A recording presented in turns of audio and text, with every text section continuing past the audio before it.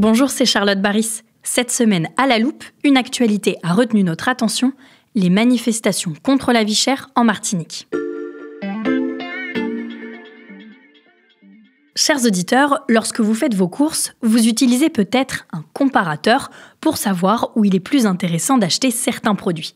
Et aujourd'hui, je vous propose d'utiliser le site Kiprix, qui signifie « quel prix » en créole.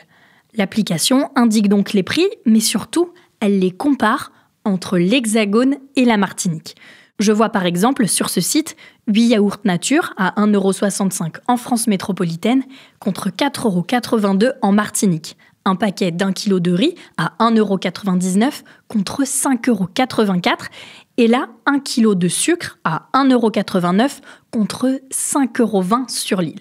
Cet écart de prix, il est justement à l'origine du mouvement de contestation né dans ce département d'outre-mer début septembre. Des barrages de fortune incendiés, plusieurs quartiers de Fort-de-France se sont embrasés. Ils protestent contre la vie chère et tiennent certains ronds-points avec pour objectif affiché désormais le blocage de la Martinique. Mais comment expliquer que la vie y soit aussi chère ? Parmi les éléments de réponse, il y a l'octroi de mer, une taxe qui concerne les produits importés en outre-mer. Je suis avec Alexandra Saviana, journaliste au service Société de l'Express, qui va nous aider à comprendre tous les enjeux autour de ce système d'imposition. Bonjour Alexandra. Bonjour Charlotte. Alexandra, pour commencer, en quoi ça consiste exactement l'octroi de mer ? Alors l'octroi de mer, c'est une taxe qui a été créée en 1670 en Martinique et qui a progressivement été appliquée à la Guadeloupe, à la Réunion, à la Guyane au XIXe siècle. C'est l'octroi aux portes de la mer, une taxe qui était pour tous les produits arrivés via la mer. Donc après la Seconde Guerre mondiale, avec ce qu'on appelle la départementalisation, on a gardé cette taxe comme une exception et aujourd'hui, elle existe grâce à une dérogation au niveau européen. Elle se négocie à Bruxelles. Elle touche tous les produits importés, c'est-à-dire ceux qui viennent d'ailleurs que de Martinique, pour le cas dont on parle aujourd'hui, donc autant de l'étranger que de métropole.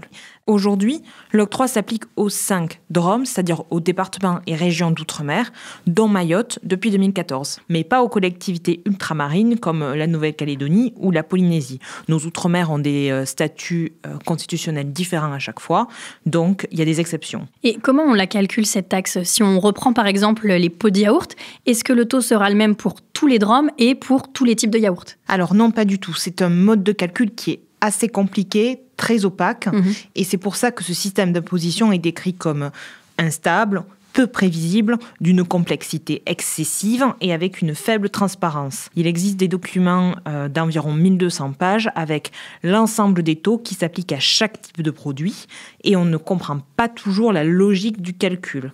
La Cour des comptes parle dans un rapport qu'elle a publié en mars dernier d'une fiscalité à bout de souffle. Et c'est donc à cause de cette complexité que la taxe est critiquée par les manifestants en Martinique ? Oui, mais c'est surtout parce que l'une de ses conséquences, c'est d'augmenter le coût de la vie. C'est le point de départ de la protestation.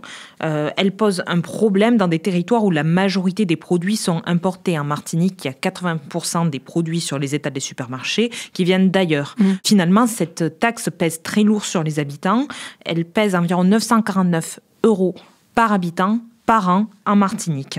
Les manifestants voient aussi l'octroi de mer comme une survivance coloniale et ils voudraient donc qu'elle soit supprimée. Mais qu'est-ce qui explique alors qu'elle soit encore en vigueur aujourd'hui ? Ce qui est compliqué, c'est qu'on ne peut pas tout simplement la supprimer parce qu'elle finance en grande partie les collectivités locales.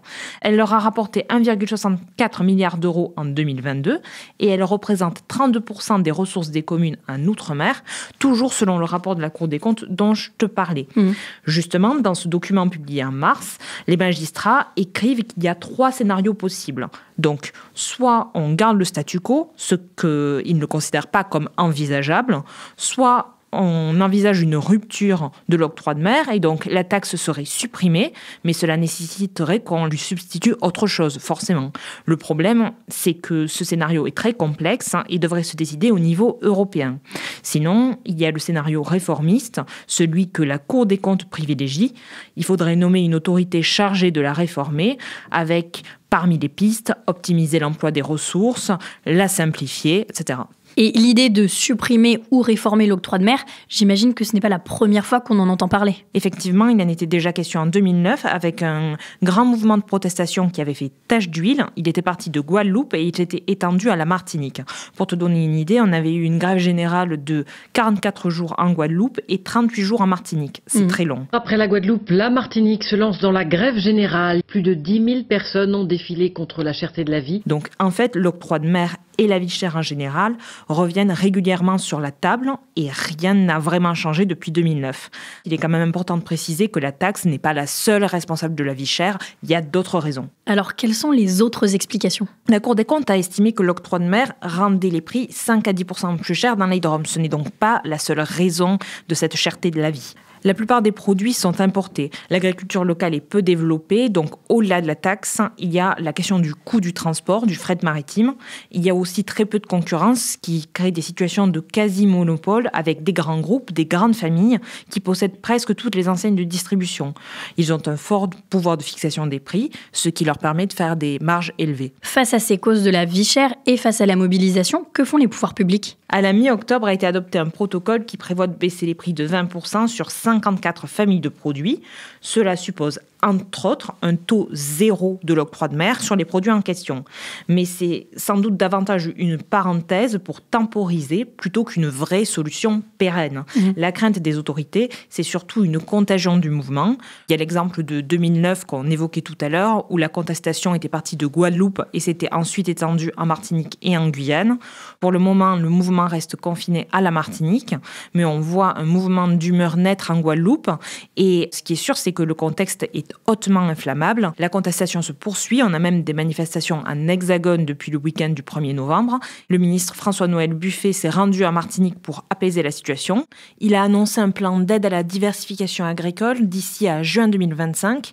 Et pour ça, une enveloppe de 2 millions d'euros devrait aussi être débloquée. On continuera donc de suivre de très près la situation en Outre-mer. Merci beaucoup Alexandra pour tes explications. Merci Charlotte. Chers auditeurs, pour ne rater aucune analyse de nos journalistes, vous pouvez nous suivre sur les plateformes d'écoute comme Apple Podcast, Spotify ou Deezer. La Loupe, c'est toujours un nouvel épisode du lundi au vendredi dès 6h du matin. Je vous dis donc à la semaine prochaine pour une nouvelle série de podcasts.